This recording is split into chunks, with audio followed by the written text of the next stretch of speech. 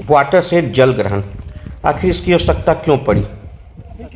Water shade का मुख्य उद्देश्य होता है सॉइल इरोजन को रोकना, ग्राउंड वाटर लेवल को बढ़ाना, ताकि जो हमारा ग्राउंड वाटर लेवल बढ़े, बरसात का पानी बह के नदी नालों से बाहर चला जाता है, उसको हमको ग्राउंड में डालना है, ग्राउंड वाटर लेवल बढ़ाना है, सॉइल इरोजन को कम करना है।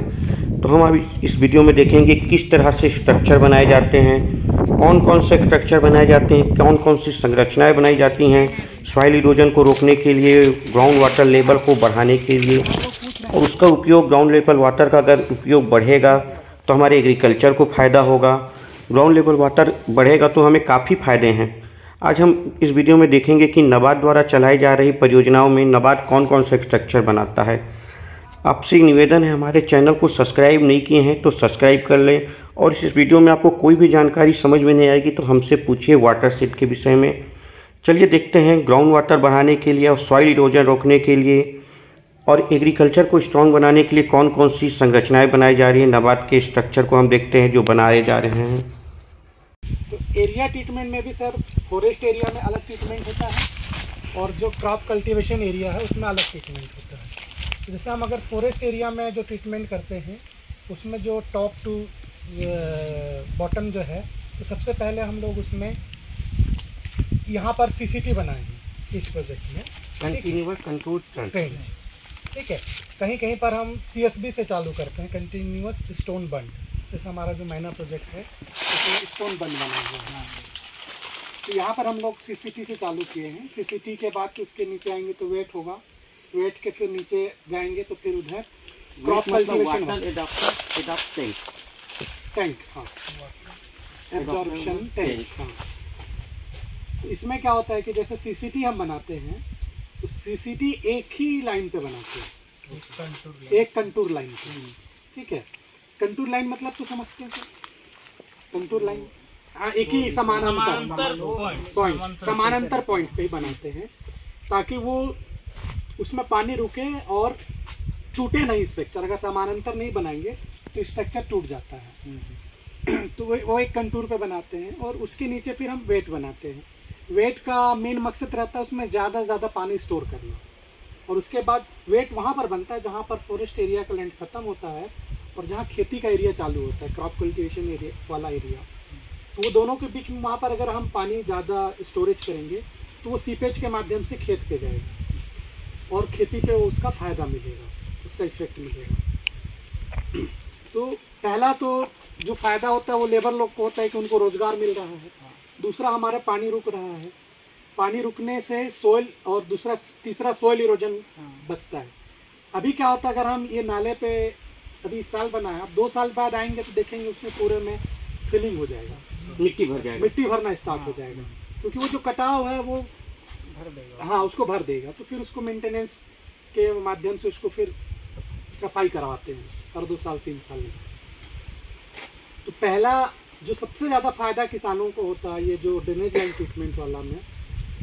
अच्छा, पहले हम लोग इसको कंप्लीट कर लेते हैं एरिया ट्रीटमेंट को। ये तो फॉरेस्ट वाला स्ट्रक्चर हो गया। फॉरेस्ट स्ट्रक्चर के नीचे जब हम जाते हैं तो वहाँ पर हम लोग एफबी और आरएफबी बनाते हैं।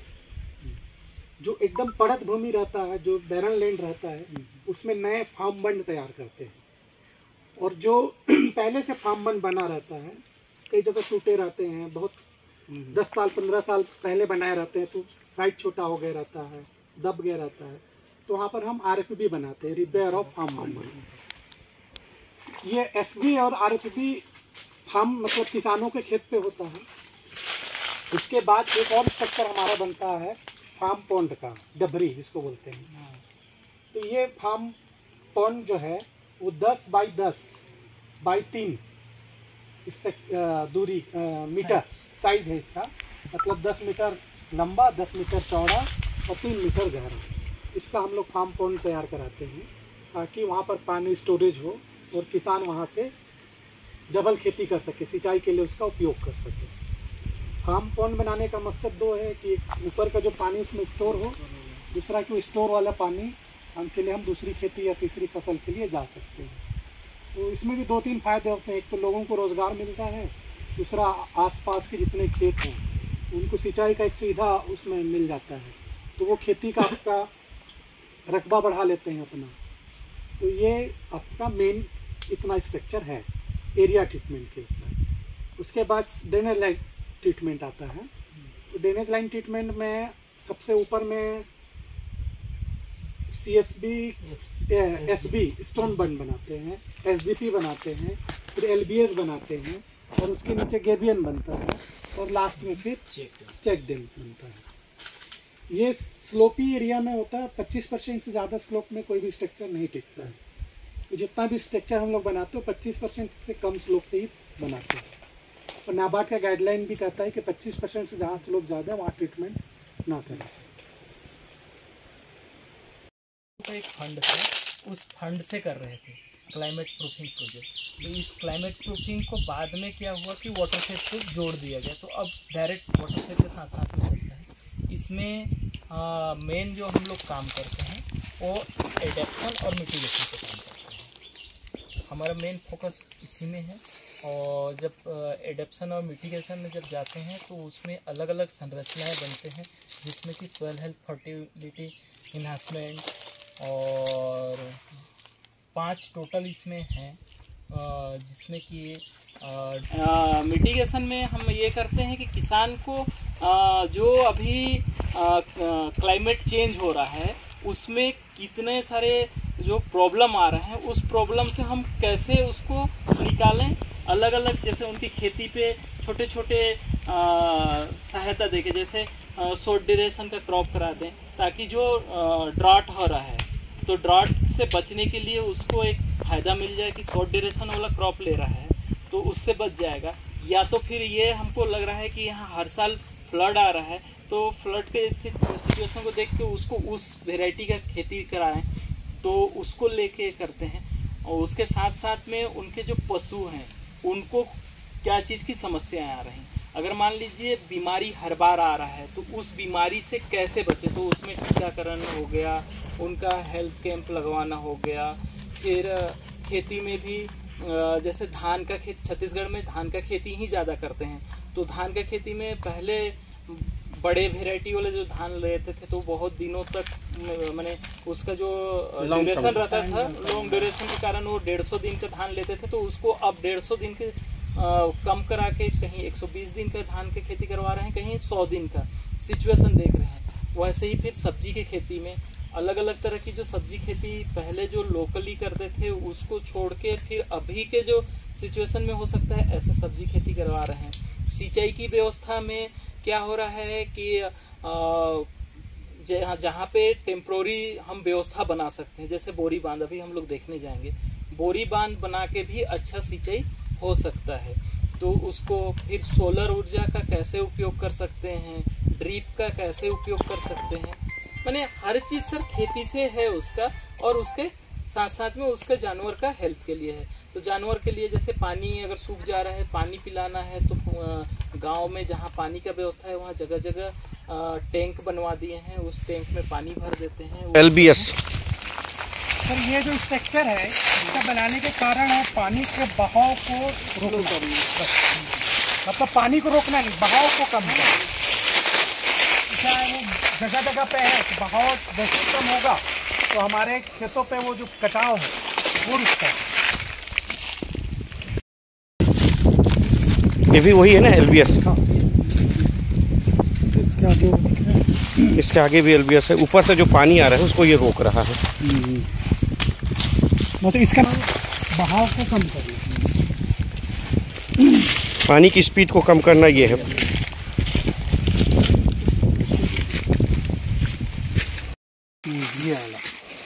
ये नहीं बनने से क्या होता है, वो जाके डायरेक्ट खेतों पे उतरता है और खेती में फिर बहुत समस्या आती है। ये जितना इस पे रुके उतना हमारा मिट्टी बचेगा। फिर क्या करेंगे, 2-3 साल के बाद इस मिट्टी को निकाल के अपन खेत में ले जाके डालेंगे, क्योंकि ये जो यहाँ पर आएगा अभी ये पत्ती वगैरह सड़ जाएगा, ये तो 1 नंबर का खाद बन जाएगा।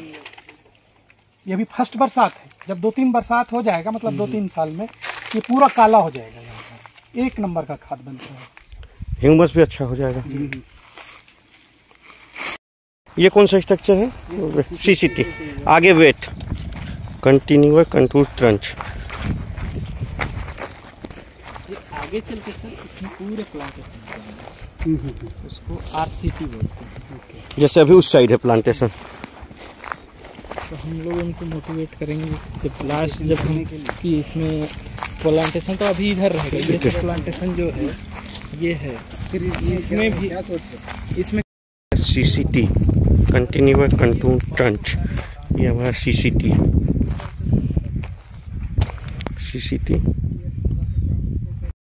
ये वेट है ना, ये वेट टोटल 5000 लीटर पानी एक टैंक में इसका आता है सर। 5 किलोमीटर का होता है टोटल। ये वहाँ जहाँ फॉरेस्ट लैंड खत्म होगा और हमारा कल्टीवेशन लैंड चालू होगा, वहाँ ये बनाएगा वेट। तो ये क्या है थोड़ा सा इसका जो काफ़ी पानी भी ले लेता है, मिट्टी वगैरह भी कट के आए तो हर साल इसको सफाई करने की ज़रूरत नहीं पड़ती है। तो ये स्ट्रक्चर का तो वो क्या होता है सर कि वहाँ का जो स्लोप थोड़ा कम रहे तो इसके साइज बड़ा कर सकते हैं। और लेकिन सर बड़ा करने में ये प्रॉब्लम होता है कई बार टूटने का डर होता है। ज़्यादा पानी रहेगा, स्लोपी एरिया है। मतलब ये जो स्पेस छोड़े हैं उसका पानी इसमें नहीं आएगा तो थोड़ा सपोर्ट मिल रहा है ना। हाँ कई जगह सीपेज होना स्टार्ट हो गया। हमारे ये पहला साल ही कंप्लीट हुआ, मतलब दूसरा चल रहा है। वाटर शेड में मेन यही चीज़ होना चाहिए तभी उसका। तो ये तो पहाड़ से ऊपर से आ रहा होगा ना पानी। पहाड़ में काम हुआ उसके बाद से पानी निकल रहा है, सीपेज हो रहा है। देखिए उधर सूखा है, आ कहाँ बालू भरे होंगे बस बोरीबंद में। बालू पता है, बालू वाला होगा। आगे भी वो बीच में दिख रहा है, इधर भी तो है ना, आगे इसके आगे भी है एक दिखा ना मुझे। हाँ आगे भी एक है। ये ऐसे 6 स्ट्रक्चर हम लोग प्रोजेक्ट से बनाए हैं, बाकी 10-12 स्ट्रक्चर गांव वाले अपने से देख के बना देख के उनको क्या है। देखिए लोगों को फायदा जब तक नहीं समझ में आता तब तक वो अपना क्यों में उनको दिख गया कि हाँ इसमें कितना पानी रुक सकता है यहाँ पे। सर इसका देखिए ना कैचमेंट एरिया पूरा, ये तो बारिश के बाद का है ना, अभी अभी है। बारिश में अगर हम बनाते तो ये पूरा फुल हो जाता है, तो जब नेक्स्ट बारिश में आएगा ना तो ये तो रखा हुआ रहेगा, ये फिर से बनेगा तो पूरा। ये तो केवल सीपेज वाला कर देंगे, बोरी तो बहेगा नहीं। हाँ सॉइल इरोजन भी कंट्रोल हो रहा है। फिर वापस इसको फिर लगा देंगे। क्या नाम है? Form bunding FB। हाँ नंबरिंग होगा। बंडिंग का जो काम है ना वो किसान की कल्टीवेटेड लैंड, जिस ज़मीन वो खेती करता है उसी में बनाया जाता है, जिससे पानी जो है ना बरसात का पानी यहाँ भराएगा और खेत का वाटर लेवल बढ़ेगा, इसलिए फॉर्म बंडिंग बनाया जाता है FB का काम। ऐसे तार लगी हुई रही थी और गेबियर स्ट्रक्चर में ऐसे तार से बंधा हुआ रहता है पूरा पत्थर, और इसका जैसे कि स्टेप बना हुआ है उसमें सिर्फ सिग्नल। नहीं तो मेन अंतर क्या है दोनों का? यही हो गया। LBS ऊपर में ट्रीटमेंट होता है उसका, LBS SGP। सबसे लास्ट में इसका बड़े स्ट्रक्चर गेबियर बनते हैं। अच्छा इसको ऊपर नहीं बनाए हैं? ऊपर इसका नहीं है इसका काम सर। मेन क्या रहता है सर, ऊपर में पानी का बहाव कम रहता है, ठीक है। और इधर जब जैसे जैसे नाला नीचे की ओर बहता है पानी स्टोरेज होके बड़े उस पे वॉल्यूम ज्यादा हो जाता है। वॉल्यूम और 2-3 स्ट्रक्चर के पानी इकट्ठा हो जाते हैं। रोक एक साथ इसको स्ट्रक्चर को रोकने के लिए और तार लगा दिया जाता है। दूसरी चीज़ ये रहता है कि इसको अगर लूज बनाते हैं कि LBS मतलब लूज बोल्डर स्ट्रक्चर होता है, तो लूज बोल्डर स्ट्रक्चर बनाएंगे तो वॉल्यूम ज़्यादा होने के कारण। दूसरा क्या है कि जहाँ पे भी हम गेबियन देखेंगे वहाँ पर का जो नाले का साइज है वो काफ़ी चौड़े हो जाएगा, तो वो है लूज जो बोल्डर रहेगा तो वो टूटने का डर है, इसलिए इसको मेश वायर से बांधते केवल हैं और नाम चेंज हो गया गेबियन। फुल फॉर्म उसका कुछ नहीं है गेबियन का कि है? नहीं वही स्ट्रक्चर है, बस मेनली इसमें LBS को ही आगे बस जाली में बांध दिए। ये पहाड़ी वाले जो देश जैसे भूटान सब में ये बहुत देखने को मिलेगा, पूरे ज़मीन को बचाने के लिए इसी का यूज होता है। भैया किससे जाएगा सर, इसे पानी की कमी हो जाती है। कैसे थरा करते समय जैसे धान का थरा करते हैं ना सर, इसमें पानी जल्दी नहीं आते तो इसी सिंचाई करके थरा जल्दी करते। नर्सरी तालाब बना है।